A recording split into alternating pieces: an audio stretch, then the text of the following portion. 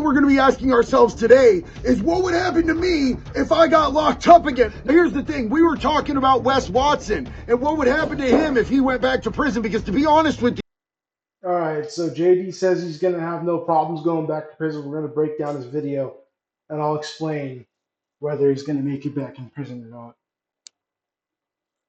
that dude's a mess. He's been messy on the internet. He's probably going back to prison for multiple different things.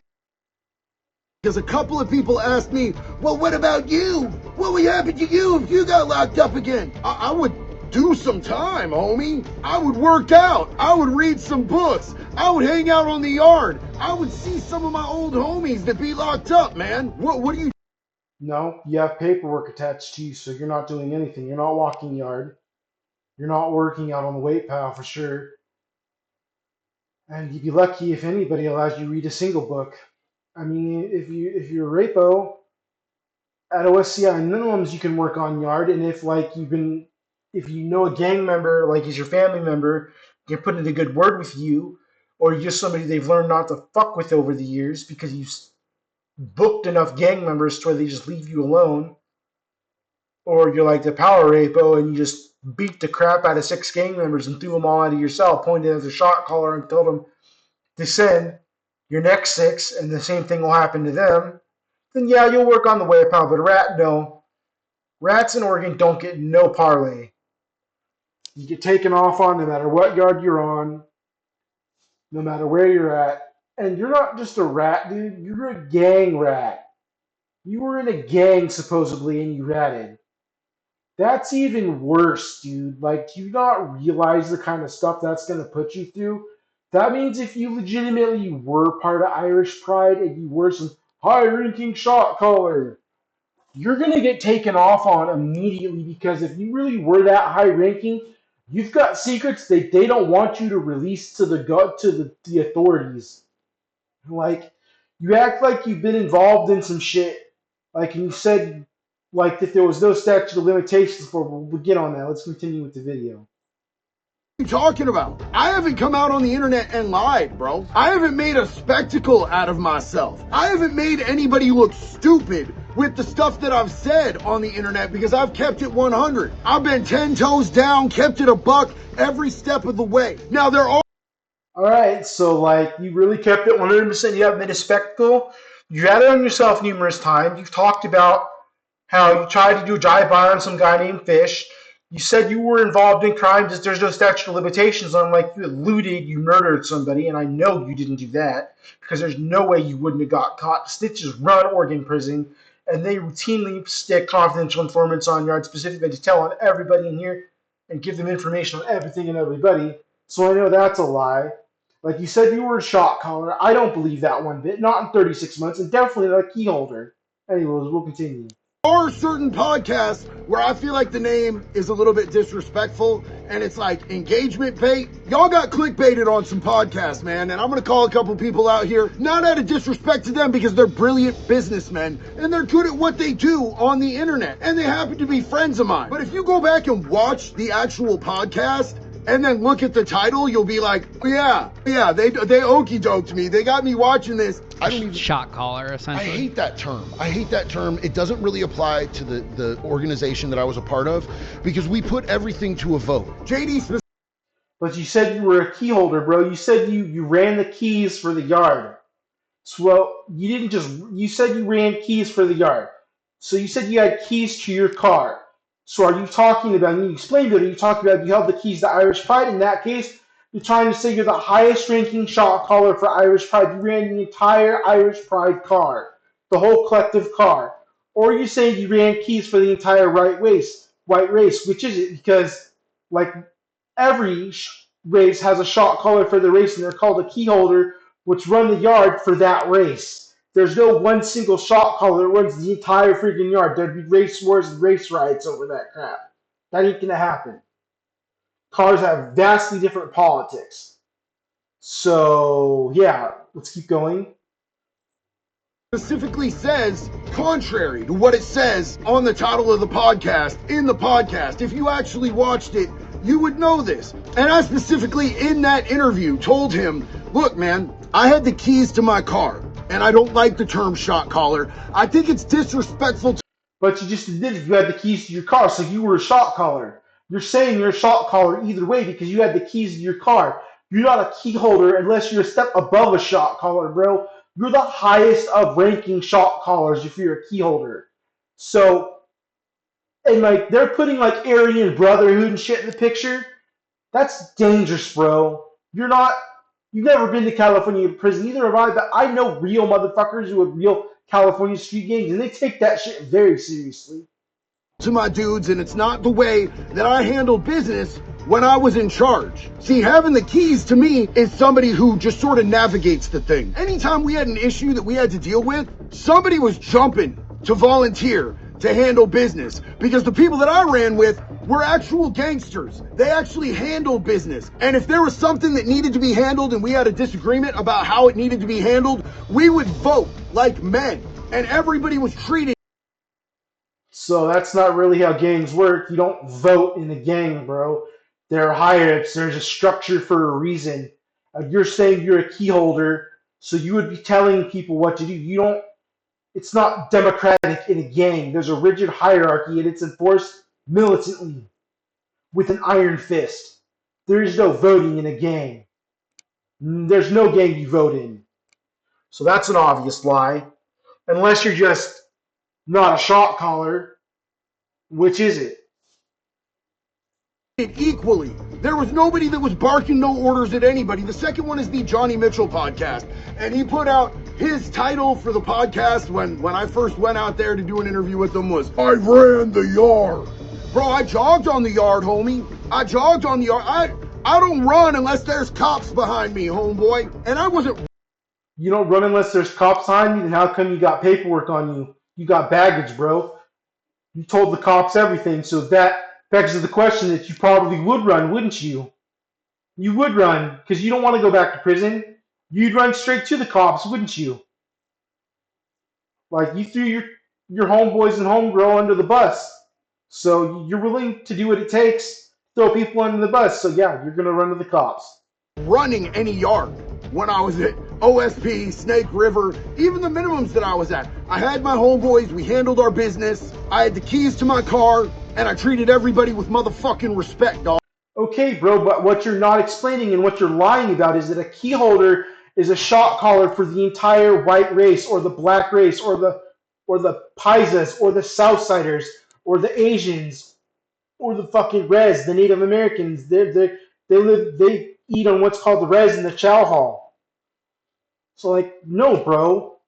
You're saying you're a shot caller for your entire race. You say you ran the yard for your entire race. If you're saying you're a key holder, a key holder runs the yard for your entire race and is in high-level politics. Here's an example, YouTube. Saying a black person disrespects me, rats on me, or steals something of mine out of my cell. I can't just go take off on him. That'll cause race riots. So I have to go up to the proper channel and somebody, like a gang member or something that I know, and be like, I want to talk to the shot caller, the key holder for my race, about getting my ones with the black dude who stole my stuff or snitched on me. And then that gang member goes, okay, let me talk to my shot caller for my gang. And then that guy goes to the key holder and key holder goes and he says, okay, let me have a talk with the black racist shot caller, their key holder. So he goes there, and the black key holder, shot caller for his race, or key holder as it's called, goes yes or no. And if he says no, then there can be riots about it if it's bad enough. Gang wars can start over it. People can die over it in other prisons, not necessarily Oregon. And if the shot caller, if the key holder for the blacks agrees with it, then a point and place and time is created for you to get your ones with that inmate. And if it's to a bad level, then they're just gonna let you stab the guy. But like, he's trying to say he didn't run the yard, but he's saying he's a key holder. So he's literally saying he ran the yard for his entire friggin' race. He's got the keys tatted on his chest. Did you really run the yard, JD? Tell the truth. That's how I run my shop, bro. I'm respect-based, and I handle my business when I need to handle my business, bro. There's not a motherfucker out there who can come and say, yo, JD didn't get down when it was time to get down. And that's what's important in prison. That's what's important when you're in jail. When you are in that situation, it's not like being out here where you can be the bigger man and you can opt out and you can walk away. If somebody calls you up out your name, you got to go handle that. Otherwise, that's just a confirmed, bro. Whatever they called you, that's you. That's who you are as a human being now. So if somebody calls you a punk, that means you would bend over and take it up the ass, dog, instead of fighting for your own fucking cornhole. If somebody calls you a bitch and you don't do nothing about it, dog, you a whole bitch. That's what it is in there. And you live and die. Okay, so tell me about all those rapos at minimum that talk to the cops when you tell them to take a shower or you tell them to flush the toilet after themselves. Or I'll tell this story. I don't normally tell stories about too much about time I was in prison because there's nobody to corroborate it because I don't talk to anybody that I was in prison with anymore. But like, here's an example. I was in the mental health dorm at D Ridge. I'm in there. I'm autistic. I learned in 2017 I was diagnosed with it. So that would explain why I was having trouble coping with the change of dorms. But I went to the new dorm. I laid in my bed for a while, and I told the guy next to me, bunking next to me, that I just do my time. I'm trying to go to NA, do my thing, and get out. He's like, okay. Well, he lets this CP pornographer we call Blueberry, because when he wears the blue DOC sweatshirt, he's so short and so fat he looks like Veronica off Willy Wonka. That blows up and turns into a big blueberry. That's what he looks like. That's why he was called Blueberry. And this dude, Blueberry, comes up to this dude's like, yo, can I have some chocolate? Hands him a whole freaking chocolate bar. Here you go, bro. And I'm like stunned. I'm like surprised. I'm like, really? No way. You just handed a child photographer a whole chocolate bar? Not even a piece of chocolate, but a whole chocolate bar? And like, I asked him, I thought you were just doing your time, bro. It's like, dude, it doesn't matter. That's foul shit. That dude videotaped little fucking, like, 5-year-olds. Oh, hell no. Anyways, let's continue, YouTube. Die by your word and your respect in prison. That's who you are. That's the entirety of your identity in prison, because your whole identity is stripped from you by the system. When you go in there, you are no longer JD DeLay. Your inmate number, yada, yada, yada, yada, yada. So the only thing that you have in there is your word and your fucking balls, bro. And whether you stand up when it's time to stand up, or whether you bow down like a little bitch and take it up the ass. And you ain't never gonna find nobody who said that I did that, but I'm not trying to act like I was anything that big, bro. I mean, I'm a big dude. I've always been kind of a big dude. Okay, so you say you ain't trying to act like you all about that. But you literally said in one of your videos, oh, well, there's things I can't talk about because there's statute of limitations. Like you're talking like you actually committed like attempted murders, aggravated attempted murders, murders in prison, like you were involved in like some high-level inmate murder plot and shit like that. I seriously doubt you were, dude. Those tear snitches would have told on you so fucking quick. And like, I don't believe that you really choked that dude out the belt, but my friends pulled me off of him because they said, no, brother, it's not worth it. Yeah, bro, I seriously, ridiculous, dude. Go through it if you're going to do it. That's why I know you didn't do that, because that's literally attempted murder, because you said you wanted to kill the guy. That chalks it up to attempted murder right there. All you have to do is say, I want to kill you, and you put one scratch on somebody, and if you've got the record to back it up, or you've got the STG file to back it up, Grass is catching an attempted murder charge. Or a conspiracy charge, which is even worse, because that's so ambiguous, they pretty much catch you on those charges all the fucking time. You never beat those. Dude, but that ain't shit, bro. There's always someone bigger. There's always someone faster. There's always someone better trained. There's always someone tougher, and there's always someone who's willing to take it farther than you are. I never underestimate anybody. And that's something that you have to learn real quick. But you say there's people willing to take it farther than you, but you already said you're trying to allude like you took it farther than everybody else by saying there's things I can't talk about because there's statute of limitations. It's like, what were they? Were you involved in a murder? Did you witness a murder? Either way, you're dry stitching, giving up evidence, letting the cops know that like you were privy to some shit for them when you get in trouble. Like, ask, like, tell us about all the murders you saw. Tell us about all the attempted murders you saw, all the brutal stabbings. Tell on people, and we might let you go free, or maybe we'll give you a reduced sentence and send you someplace safe. Quick in prison. The dude who hit me the hardest in my entire life was like a foot smaller than me, bro. He was a foot shorter than me, and he rocked my shit, rang my bell. I saw white for a second. And I guarantee you, end of that fight, I was more fun dude because he's smaller than you, because there's actual value in that. I fought dudes that were bigger than me. Hardest fight I ever had in there was a dude that was smaller than me. And we're both lumped up, dog. Point in sucking my own dick on the internet about fights that I've been in. That's not me, bro. That's Wes. Wes loves to do that. And that's part of why, as soon as he goes to prison, they're gonna test his ass hard. But bro, like, you said you were this high-ranking shot caller and stuff like that. Now you're trying to like ambiguously take it back, like, oh, I didn't run the yard. I don't like the word shot caller, but you're literally calling yourself in the same video a key holder for your car. But key holders are only key holders for the entire race. There's no key holder for your friggin' car. Either that, or you're the highest of highest-ranking shot callers of Irish Pride. There's no other way about it. You're the head man, the leader of Irish Pride, or you are a key holder for the yard, which means you're the head shot caller or you're a key holder. You're saying you're a key holder, so you're literally saying you're basically getting at you ran the yard for the entire white race.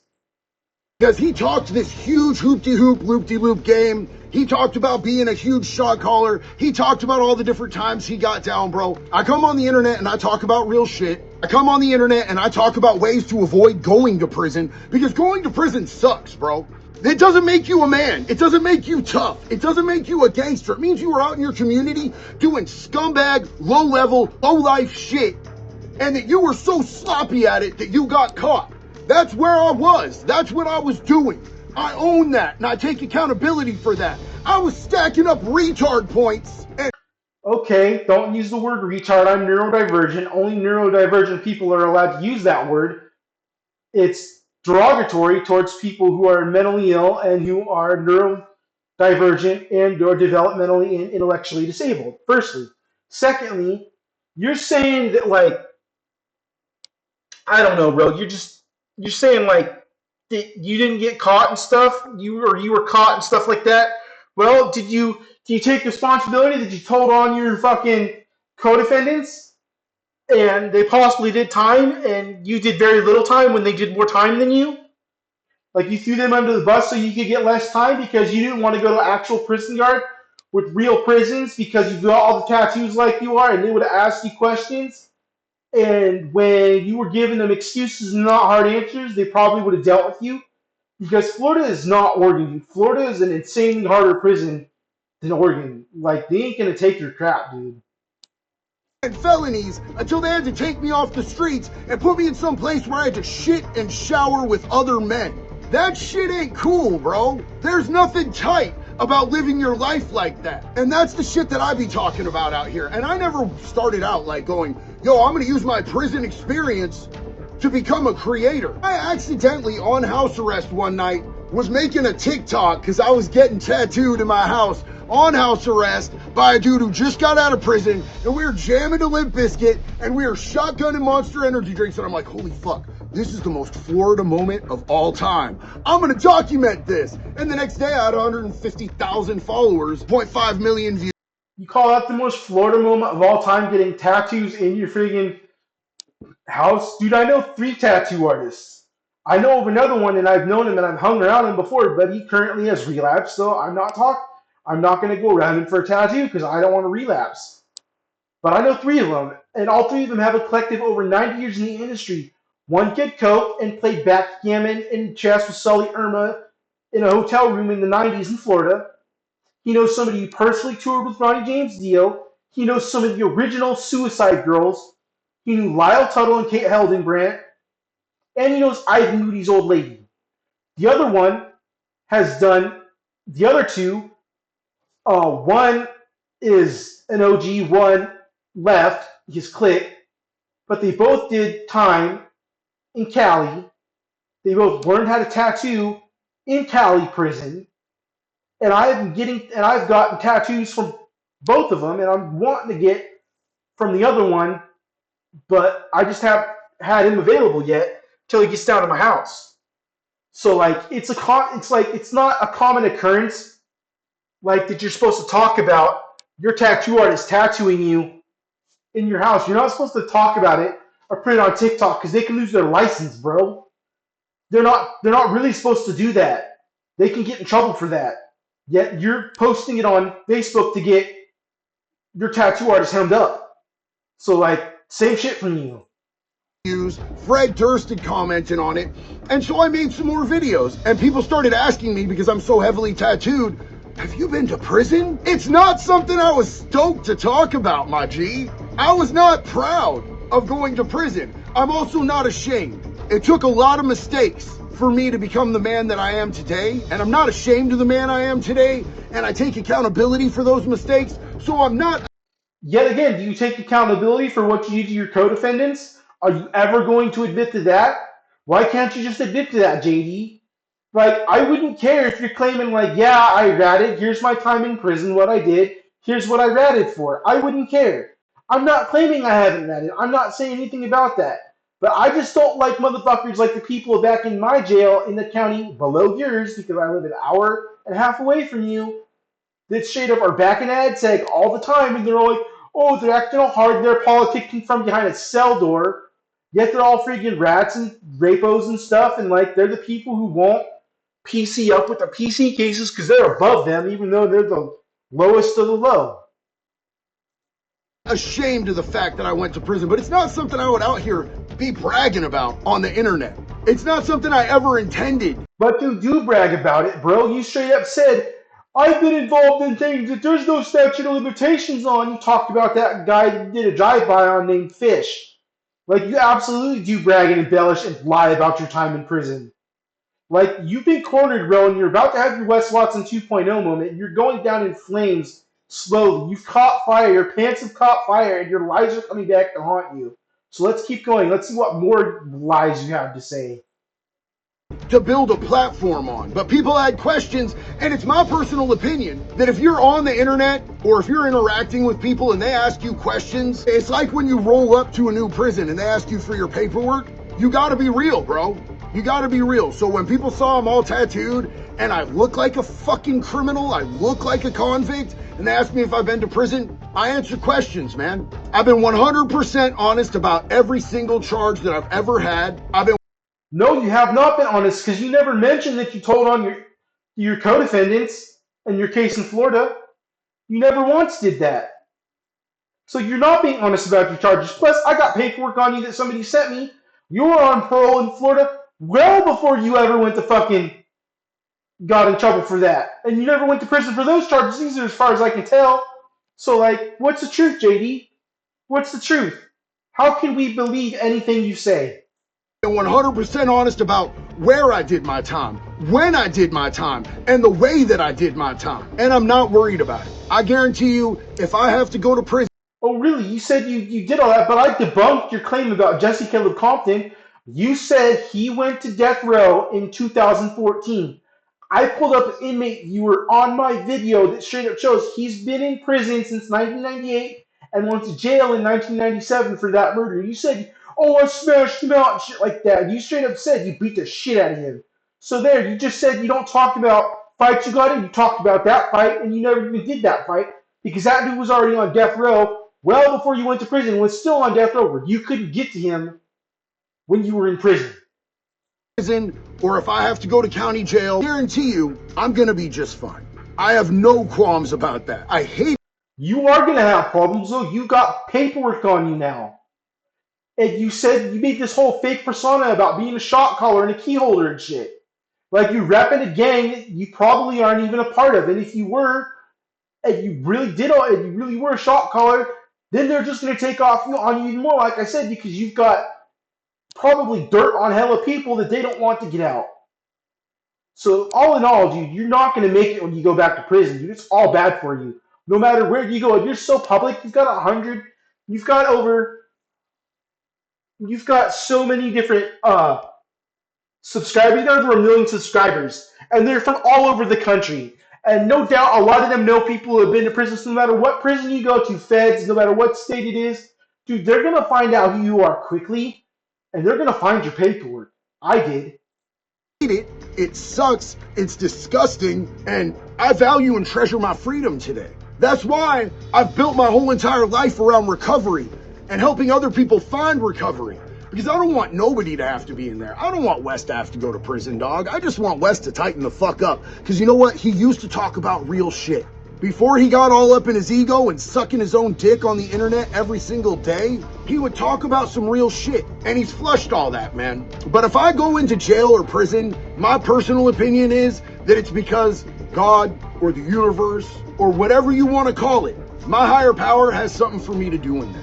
There's somebody for me to help in there. There's a change and a difference that I need to make in there. Not to mention the fact that it's the consequences of my own actions, bro. Yeah, the consequences of your own actions. And if I would have caught you trying to kick in my door, I would have told on you. But that's consequences of your own action. If you did get caught, you went to prison for that, or you would at least caught vandalism charges for making a dent in my door if you would have got caught for that. Like, your higher power, your God or whatever you have, you've got somebody you got to help in prison. Who are you going to help when you got paperwork on you? A cho? A rapo?